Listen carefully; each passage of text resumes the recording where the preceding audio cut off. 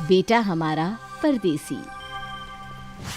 माँ अपर्णा अपने छोटे बेटे रोनित की फोटो देख रही थी और बहुत भावुक हो रही थी।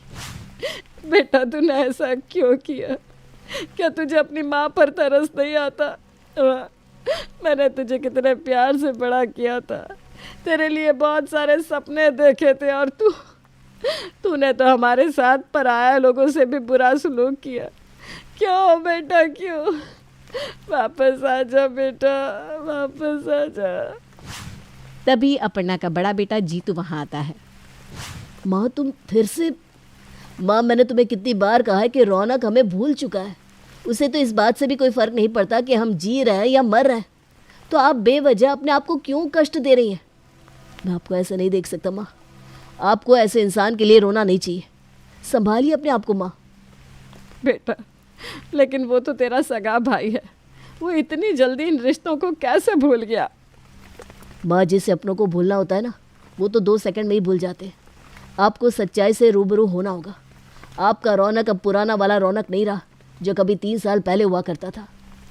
उसने विदेश में हमसे बताए बिना शादी कर ली, और बाद में बताया भी तो अपने दोस्त के जरिए।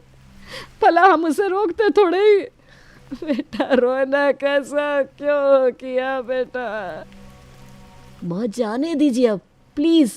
उसके बारे में सोचना बंद कर दीजिए। वैसे भी आपकी तबीयत ठीक नहीं रहती है आजकल। बेटा इतने बड़े गम से निकलने में थोड़ा वक्त तो लगता है। हाँ माँ देखिए, मैं हूँ ना। अगर एक बेटा बेकार निकला तो क्या हुआ? आपका दूसरा बेटा तो है ना। मैं हमेशा आपके साथ रहूँगा माँ, हमेशा। अब जीतू भी बहुत ज़ोर ज़ोर से रोने लगता है। ना बेटा ना, मुझे तुझ पर पूरा भरोसा है, रो मत बेटा। हाँ माँ। तभी वहाँ जीतू की पत्नी मुस्कान आ जाती है और वो भी इन दोनों को ऐसे भावुक होते देखकर रोने लगती है। आप दोनों परेशान मत होइए, देखना सब ठीक हो जाएगा। हाँ मुस्कान। वहीं मुस्कान को देखकर अपर्णा खुश नहीं थी, क्योंकि अपर्णा के मन में मुस्कान को लेकर बहुत गुस्सा था। उसका मानना था कि जब से मुस्कान घर में आई है तब से ही घर में सब कुछ बुरा हो रहा है। दरअसल जब जीतू की शादी हुई थी उसके 2 महीने बाद से ही अपर्णा के पति की तबीयत खराब रहने लगी थी। अच्छा माँ जी, जीतू जी खाना बन चुका है, आप लोग खाना खा लीजिए। हाँ चलो। उसके बाद सभी लोग बैठकर खाना पीना करते हैं। कुछ दिन बीत जाते हैं। एक दिन अपर्णा की बड़ी बहन रंभा उनके घर आती है। रंभा उस समय बहुत रो रही थी। अरे दीदी क्या हुआ? सब ठीक तो है ना? अरे अपर्णा क्या बताओ, मेरी बहू ने मेरे बेटे के इतने कान भरे कि आज उसने मुझे घर से बाहर निकाल दिया। मुझे तो बताने में भी शर्म आ रही है। क्या? हे भगवान, कैसा ज़माना आ गया है। इस दुनिया में कोई अच्छी बहू है कि नहीं? मुझे तो नहीं लगता अपर्णा, लेकिन अब तो ये बता मैं कहाँ जाऊँ। इतनी उम्र में मुझे कोई काम तो देगा नहीं। अरे दीदी कैसी बात करती हो? हमारे होते हुए तुम्हें काम करने की कोई ज़रूरत है क्या? हम सब है ना। भले ही तुम्हारे इकलौते बेटे ने तुम्हें घर से बाहर निकाल दिया, लेकिन तुम चिंता मत करो। जीतू है ना, वो भी तो तुम्हारा ही बेटा है। हाँ मौसी जी, और क्या? मुझे पता था तुम लोग मेरे दुख को ज़रूर समझोगे। हाँ हाँ क्यों नहीं। अगर एक बहन ही दूसरी बहन के काम नहीं आएगी तो कौन काम आएगा? आप रो मत दीदी, तुम्हारे बेटे और बहू को इस बात का बहुत पछतावा होगा एक दिन। पता नहीं अपर्णा, आजकल की बहुएं ऐसी क्यों होती हैं। आप परेशान मत हो दीदी, मैं आपके दुख को समझ सकती हूँ। चलिए कमरे में चलिए, थोड़ा आराम कर लीजिए। रो रो के आपका हाल बुरा हो गया है। हाँ बहन चल। अपर्णा अपनी बहन को लेकर कमरे में चली जाती है। वहीं दूसरी ओर मुस्कान को अपनी सास के मुंह से ऐसी बातें सुनकर अच्छा नहीं लग रहा था। जीतू जी, मुझे पता है कि माँ जी मुझे अच्छा नहीं मानती है। अरे मुस्कान, तुम इन सब बातों पर ध्यान मत दो। माँ जो भी कहते हैं ना उसको दिल पर मत लगाया करो, उन्हें समझो। देखो अभी तो वो रौनक के गम को भी भुला नहीं पाई है। हाँ जीतू जी, आप सही कहते हो। अच्छा मैं पिताजी को लेकर डॉक्टर के पास जा रहा हूँ, तुम यहाँ देख लेना मुस्कान। जी जी बिल्कुल, आप आराम से जाइए। जीतू अपने पिताजी को लेकर वहाँ से चला जाता है। थोड़ी देर बाद दूसरी ओर मुस्कान खाना लेकर अपनी सासू माँ के कमरे में जाती है। सासू माँ, मौसी जी आपके लिए खाना। यहीं रख दे और तू जा। जी। मुस्कान खाना रखकर वहाँ से चली जाती है। अपर्णा, तूने और तेरे बेटे ने तो मुझे यहाँ पर रुकने के लिए कहा, लेकिन तेरी बहू ने तो एक शब्द भी नहीं बोला। लगता है मेरे यहाँ आने से तेरी बहू बिल्कुल भी खुश नहीं है। अरे दीदी, इसे तुम्हारे आने की खुशी तो छोड़ो, मेरे यहाँ रहने की भी कौन सी खुशी है। क्या मतलब? अरे जब से इस घर में आई है तब से कुछ ना कुछ बुराई हो रहा है, पूरा घर बिखर गया। आप शगुनी है ये, ऊपर से कुछ काम सही से नहीं करती। इसके कहने पर घर पर झाड़ू पोछा लगाने वाली लगवाई है। बताओ, हमारे ज़माने में कितनी बड़ी फैमिली हुआ करती थी, लेकिन तब भी सारा काम खुद ही किया करते थे। क्या करूँ, जीतू तो इसकी ही बात सुनता है बस। एक बहू तो मेरे छोटे बेटे को ले गई और जो यहाँ है वो इसके वश में है। मेरी तो ज़िंदगी ही बर्बाद हो गई है दीदी। अरे अपर्णा, ऐसा क्यों कहती है तू? तेरी ज़िंदगी क्यों बर्बाद होगी? तेरे दुश्मन की ज़िंदगी बर्बाद हो। हाँ दीदी, आजकल ना मुझे बहुत अकेला अकेला सा लगता है। जीतू के पिताजी की तबीयत भी सही नहीं रहती, इसलिए उनसे भी कुछ नहीं बोल पाती मैं। तो चिंता मत कर, मैं हूँ ना। तू अपने सारी दुख मुझसे बांटा कर, बातें छुपाकर मन में मत रखना। मैं तेरी दीदी हूँ, मुझसे अच्छा भला तुझे कौन समझ सकता है, बता। हाँ दीदी, ये तो मुझे पता है। एक आप ही हो जो मेरे बारे में इतना सोचती हो। और क्या। अच्छा, अब ज़्यादा मत सोच, चल खाना खा ले। हाँ दीदी, वैसे ना मैं ही बेवकूफ़ हूँ। अभी आप इतनी परेशानी में हैं और मैं अपनी ही परेशानी आपको बताने लगी। अरे कोई बात नहीं अपर्णा, तेरी और मेरी कहानी बिल्कुल एक जैसी ही है, समझ। हाँ दीदी, पता नहीं हम दोनों की किस्मत कैसी है। तो दोनों बहनें ऐसी ही बातें करते करते खाना खाती हैं। वहीं दूसरी ओर मुस्कान जब पानी देने आती है तो उन दोनों की बात सुन लेती है। बेचारी मुस्कान कुछ नहीं बोलती और चुपचाप अपने आंसू पोंछकर दोबारा किचन में चली जाती है। हे भगवान, मैं ऐसा क्या करूं कि माँ जी मुझे अच्छा माने? आखिर मैं ऐसी कौन सी गलती कर देती हूँ जिससे मैं माँ जी के सामने हमेशा बुरी बन जाती हूँ? अरे ओ बहू, पानी तो लेकर आ। हाँ माँ जी, अभी लाई। वो जल्दी से पानी के 2 ग्लास लेकर उनके कमरे में दे आती है। अरे बहू, जब खाना देते हैं तो पानी भी साथ में देते हैं, पता है ना? अरे छोटी छोटी बातों का तो ध्यान रखा कर बहू। जी माँ जी, गलती हो गई, माफ़ कर दीजिए। कोई बात नहीं। अब जाओ और वो अपने ससुर जी के पुराने कंबल धो दो, सारे कंबल गंदे पड़े हैं। जी माँ जी, अभी जाती हूँ। मुस्कान अपने कमरे में चली जाती है। कुछ दिन बीत जाते हैं कि तभी एक दिन अपर्णा जब मंदिर से पूजा करके वापस लौटती है तो वो अपने पति राम को प्रसाद देने के लिए उनके कमरे में जाती है। अजी उठिए, सुबह के 11 बज चुके हैं और आप अभी तक उठे नहीं। अजी उठिए। लेकिन अपर्णा की आवाज़ सुनने के बाद भी राम बिल्कुल नहीं हिलता। अपर्णा चिंता में पड़ जाती है। वो राम को अपने हाथों से हिलाते हुए पूछने लगती है, अजी क्या हुआ? जीतू के पापा उठिए ना। इसके बावजूद भी राम के शरीर में कोई हलचल नहीं होती। अपर्णा जोर से चीख पड़ती है। चीख सुनकर सभी लोग वहाँ आ जाते हैं। जीतू अपने पिताजी की सांसें चेक करता है तो पता चलता है कि उनकी सांसें नहीं चल रही। नहीं, नहीं जीतू के पापा, आप हमें छोड़कर नहीं जा सकते। माँ, बस संभालिए खुद को माँ। नहीं, ये नहीं हो सकता। संभाल खुद को बहना, संभाल। उस दिन जीतू के घर में मातम छा जाता है। सभी लोग जीतू के पिताजी के दुख में डूब जाते हैं। इस बात को 3 दिन हो जाते हैं कि चौथे दिन दरवाजे की घंटी बजती है। अपर्णा की छोटी बेटी निशा दरवाज़ा खोलती है तो चौंक जाती है। आप? निशा की आवाज़ सुनकर जीतू, अपर्णा और बाकी लोगों का भी ध्यान दरवाजे की ओर जाता है तो सबको पता चलता है कि अपर्णा का छोटा बेटा रौनक और उसकी पत्नी निहारिका विदेश से आए हैं। दरअसल रौनक को उसके चाचा की FP पोस्ट के जरिए पता चला था कि उसके पिताजी की डेथ हो गई है। अपर्णा रौनक को वहां देखकर बिल्कुल चौंक जाती है। ननद जी नमस्ते। निशा मुंह फेर लेती है। हम आपकी कोई ननद वानद नहीं है, समझी? अपनी भाभी से ऐसे बात करती हो? भैया, आपको बोलने का कोई हक नहीं है। आपका जो भी हक था ना, वो आप खो चुके हैं। अपनी बकवास बंद कर और मुझे अंदर जाने दे। वैसे भी मैं तुझसे नहीं, अपनी माँ से मिलने आया हूँ।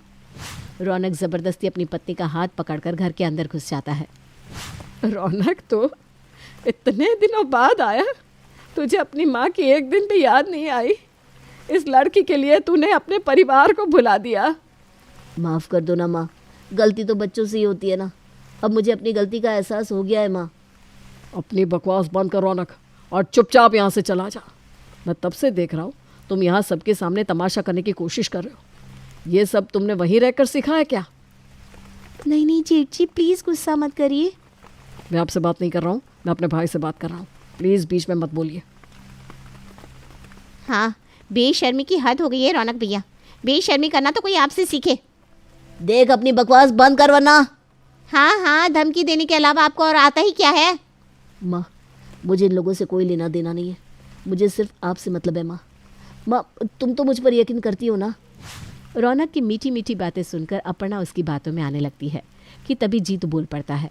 माँ अब फिर से इसकी बातों पर आ रही है।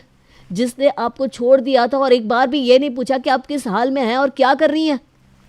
हाँ रौनक, क्यों किया तूने ऐसा? हाँ क्यों किया बता? माँ समझा करो, मेरी भी बहुत सारी परेशानियां हैं, लेकिन मैं सबको बताता नहीं। वहाँ बहुत काम होता है माँ, बस इसीलिए फैमिली पर ध्यान नहीं दे पाया। मुझे माफ़ कर दो माँ, बहुत बड़ी गलती हो गई मुझसे।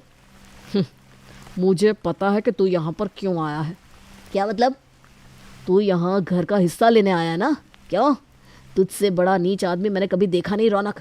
मुझे तो शर्म आती है कि तेरे जैसा कोई भाई भी है मेरा। तू है आप पर। अब आप यहाँ से जाएंगे या खड़े खड़े लोगों के सामने सबका तमाशा बनाएंगे?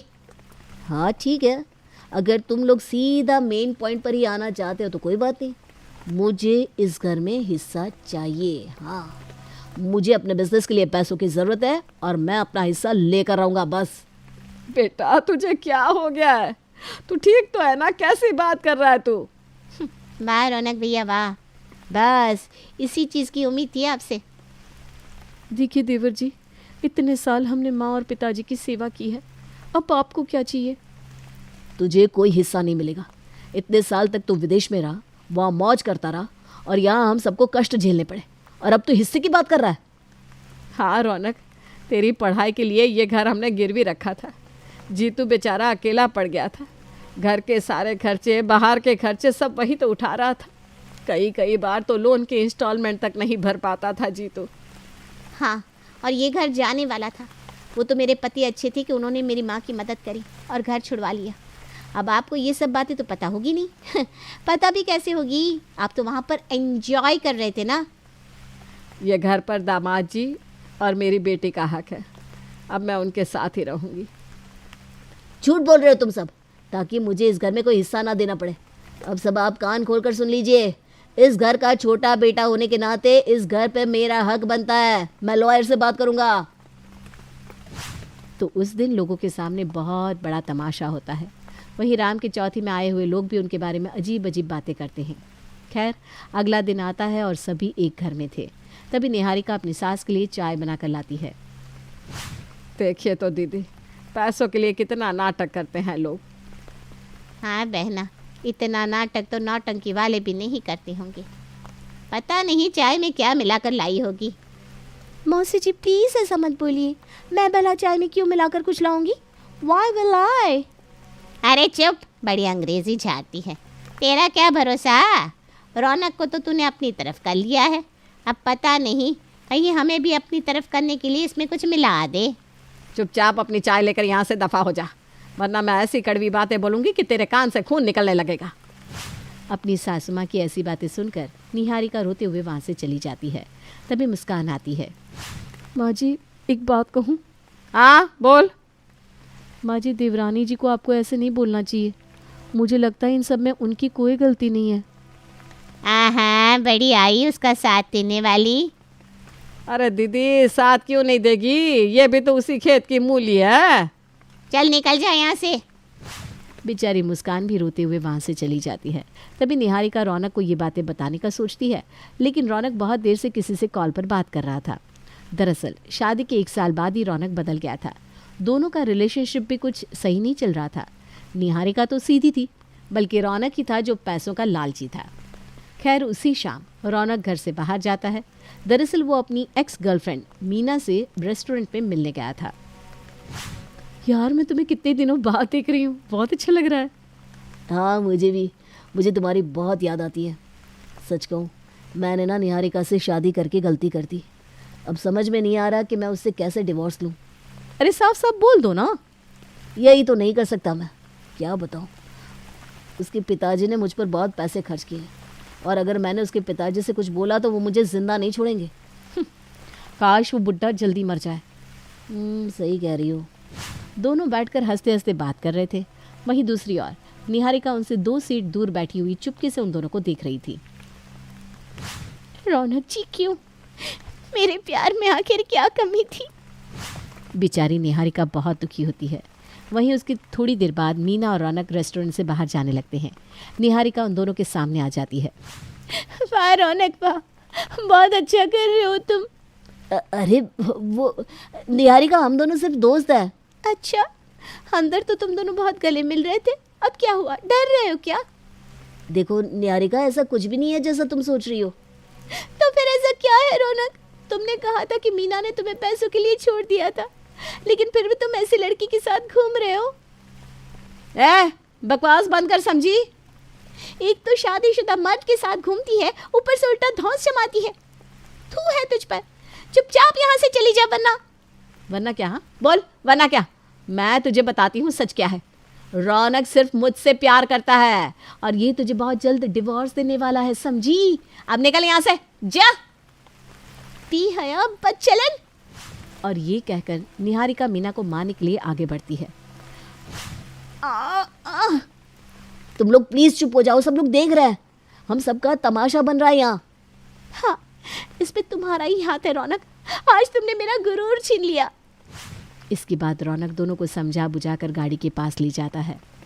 देखो, जो भी मिसअंडरस्टैंडिंग है वो हम कल आराम से सुलझा लेंगे। मीना प्लीज चुप हो जाओ।